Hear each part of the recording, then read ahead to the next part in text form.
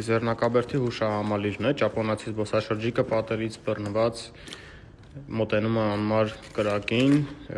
քանի որ աստիճանները սառցակալած են ամբողջությամբ։ Ճիշտ ասած, այսօր եկել եմ Տիզեռնակաբերդի հուշահամալիր, որպեսզի նկարանեմ շինաշխատանքները, որի մասին տեսանյութը մի քիչ ուշ կհրապարակեմ, բայց մինչ այդ ուզում եմ մի հատ ուրիշ խնդրի անդրադառնամ։ Երևանում ձյուն տեղացել է դեկտեմբերի 30-ի երեկոյան, դեկտեմբերի 31-ին, այսօր հունվարի 11-ն է եւ անցել է 12 օրից ավել, ինչ փաստորեն ձյուն է եկել